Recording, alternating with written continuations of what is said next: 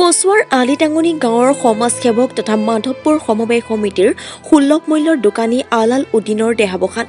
কচুৱাৰ আলিটাঙনি গাঁৱৰ সমাজসেৱক তথা মাধৱপুৰ সমবায় সমিতিৰ এজেণ্ট আলাল উদ্দিনৰ আজি দিনৰ 10:30 বজাত কৰুণ মৃত্যু ঘটে। বিগত কিছুদিন ধৰি বেমাৰত আক্ৰান্ত হৈ থকাৰ পিছত শুক্ৰবাৰে হঠাৎ হৃদক্ৰিয়া বন্ধ হৈ নগাঁৱৰ এখন ব্যক্তিগত নাৰ্ছিং হোমত তেখেতৰ মৃত্যু হোৱাত সমগ্ৰ কচুৱা অঞ্চলজুৰি শোকৰ ছাপ পৰিছে। আলাল উদ্দিনৰ মৃত্যুৰ বাতৰি বিয়পি পৰাৰ পিছতে তেখেতৰ বাসগৃহত যথেষ্ট সংখ্যক লোক উপস্থিত হৈ শেষ শ্ৰদ্ধা জ্ঞাপন কৰে। তেখেতৰ মৃত্যুত কচুৱা প্ৰেছ ক্লাব, কচুৱা তিনিআলি পৰিবহণ শ্ৰমিক সন্থাৰ লগতে কচুৱাৰ বিভিন্ন দল সংগঠন আৰু ব্যক্তিয়ে শোক প্ৰকাশ কৰিছে। আজি মাগৰিবৰ নামাজৰ পিছতে মৰহুম আলাল উদ্দিনৰ জানাজা সম্পন্ন কৰা হ'ব। কচুৱাৰ পৰা মাইন উদ্দিন হুকৰ ৰিপৰ্ট, টাইমছ অসম 24। দুখ পাইছোঁ। এক মৰ্মাহত ঘটনা হৈছে। আজি এটা পবিত্ৰ দিন, শুক্ৰবাৰ। এই পবিত্ৰ দিনত আলিটাঙনি নিবাসী আলাল উদ্দিন চাহাব আজি ৰাতিপুৱা 10 বজাত নগাঁও হস্পিটেলত তেওঁ মৃত্যুবৰণ কৰে। আৰু এই মৃত্যুত আমি তেখেতৰ আত্মাৰ সদ্গতি কামনা কৰিছোঁ। আল্লাহে তেখেতক জান্নাত নচিব কৰক, তাৰ কাৰণে আমি দোৱা কৰিছোঁ।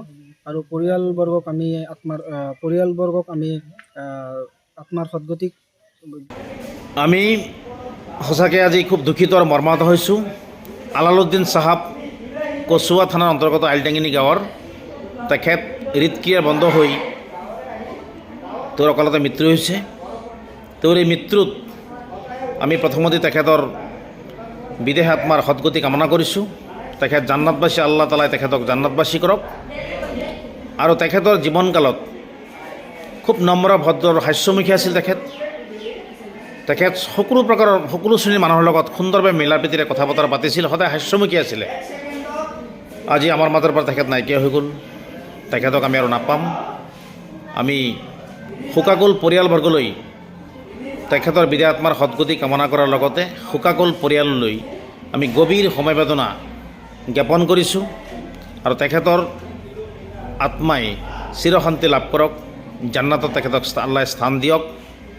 আৰু তেওঁৰ যি আত্মীয় স্বজন, ইষ্ট কুটুম্ব এৰি থৈ গৈছে তেওঁলোকৰ দীৰ্ঘায়ু কামনা কৰিছোঁ।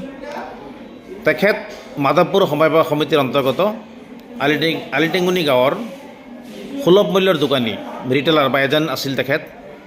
তেওঁৰ জীৱনকালত এজন সমাজসেৱক হিচাপে তেখেতক আমি চিনি পাইছিলোঁ। তেওঁৰ ডাঙৰ দাদা আছিল আমাৰ ছাৰ, ৰচিদ ছাৰ আছিলে তেখেতৰে ভাতৃ, জ্যেষ্ঠ ভাতৃ আছিল। আমি তেখেতৰ এই মৃত্যুত আলিটাঙনি কচুৱা গাঁৱৰ এজন সমাজসেৱক আমি হেৰুৱাইছোঁ বুলি আমি অনুভৱ হৈছে। এই সুযোগত আমি তেখেতৰ আত্মাৰ সদ্গতি কামনা কৰিছোঁ। আৰু এনেতো মৃত্যুটোৰ যিটো কৰুণ, এইটো কোনেও জয় কৰিব নোৱাৰে। মানুহ এদিন মৰিবও, এদিন প্ৰত্যেকৰে এদিন মৃত্যু হ'বই, হোৱাটো খাটাং। যদিও কিছুমান মানুহৰ মৃত্যুৱে কিন্তু খুব ক্ষতি হয় আৰু পাহৰিব পৰা নাযায়।